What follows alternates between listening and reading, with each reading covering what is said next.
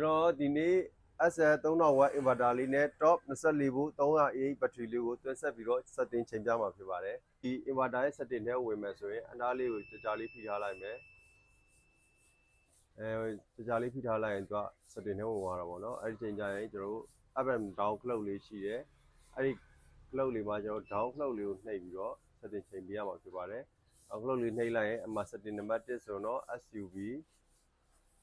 နံပါတ်2ဆိုရင်60 ampere နံပါတ်3ဆိုတော့ APL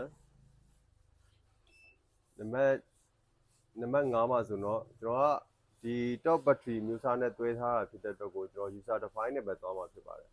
user define ထားရမယ်ဒါ USB ပေါ့နော် USB ပြောင်းရမယ်ပြောင်းတာကဒီမှာဒီ clock လေးကိုနှိပ်ပြီးပြောင်းလို့ရမှာဖြစ်ပါတယ်ဒီ under လေးကိုနှိပ်လိုက်ရင်ဒီအနားလေးကိုနှိပ်လိုက်ဒါမိတ်တုံးဖြစ်သွားတာကိုယ့်အကိုစိတ်ကြိုက်ကြောင်းလို့ရတယ်ပေါ့နော်ဒါ user define ထားမယ်ဒီကတစ်ချက်ထပ်နှိပ်မယ်ဒီမှာ up and down clock လေးနဲ့ရွှေ့မယ်နံပါတ်6 LTD ပဲနံပါတ်9 default ပဲထားမှာနော် TTD TTE တို့ပါလို့ default တွေပဲထားမှာနံပါတ်9က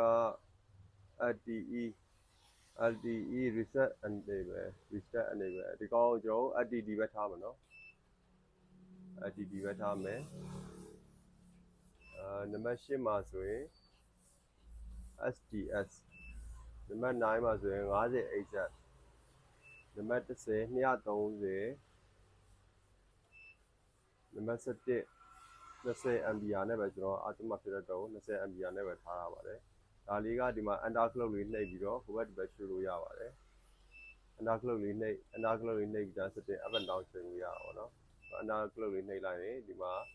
30ထားလဲရတယ်20ထားလဲရတယ်ကျွန်တော်က20ပဲထားရပါတယ်ဒါကနံပါတ်73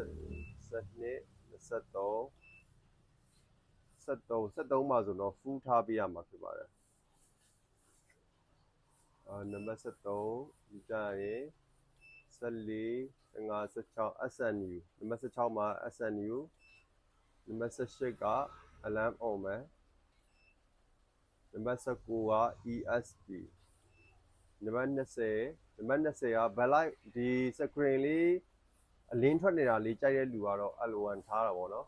ဒီညာဘက်ဒီ screen လေးအလင်းထွက်တာမကြိုက်ဘူးအလင်းပိတ်ချင်တယ်ဆိုရင်ဒီနံပါတ်20မှာကျွန်တော်တို့ LOF ကြောင်းလိုက်ရင်ဒါကိုနှိပ်တော့တဲ့အချိန်ကျဒီ screen လေးကအလင်းပိတ်သွားတာပေါ့ကျွန်တော်ကတော့ဒီဥစ္စာကို L1 ပဲထားမှာနော် L1 ပဲထားမယ်20ပြီးကြရင်21 22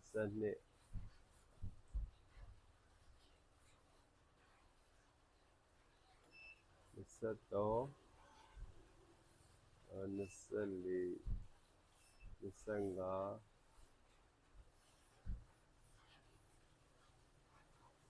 26ဒီမှာ cut out bore rate 26 cut out bore rate ကကျွန်တော်တို့ battery မှာကျွန်တော်တို့ကြည့်လိုက်ရင်သူက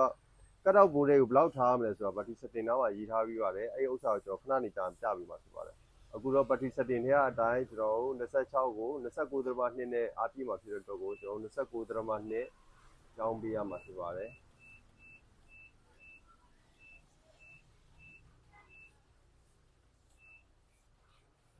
29.2ဒီက29မှာဆိုရင်တော့ကျွန်တော် 28.5 လောက်ထားမယ်သူကအားဘလောက်ရော့ရင်အားပြန်သွင်းမလဲဆိုတော့အဓိပ္ပာယ်ပါ FL ရော floating bore rate ကကိုက 28.5 မှာထားရမယ်ဆိုရင် 28.5 အထိကိုအားရော့သွားရတဲ့အချိန်ကြာမှသူကအားသွင်းမှာဖြစ်ပါတယ်ကိုက29မှာထားမယ်ဆိုတော့29ကြာမှပဲသူအားပြန်သွင်းမှာပေါ့နော်အဲ့ဒီသဘောတရားပါကြာရင်28 29မှာဆိုတော့ကျွန်တော်တို့23 volt လောက်ထားရင်အဆင်ပြေပါတယ်ကျွန်တော်တို့သုံးတဲ့ battery က24 volt battery ဖြစ်တဲ့အတွက်သူကအားကုန်မှတ်ပေါ့နော်သူဘလောက်လောက်နဲ့အားကုန်မယ်ဆိုကျွန်တော်24 volt သူတွေက24 volt ထားတယ်ကျွန်တော်ကတော့23 volt လောက်ပဲထားလိုက်လိုက်အဆင်ပြေပါတယ်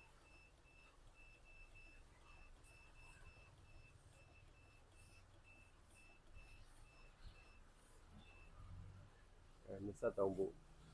ဒီလောက်ဆိုတော့ရပါပြီ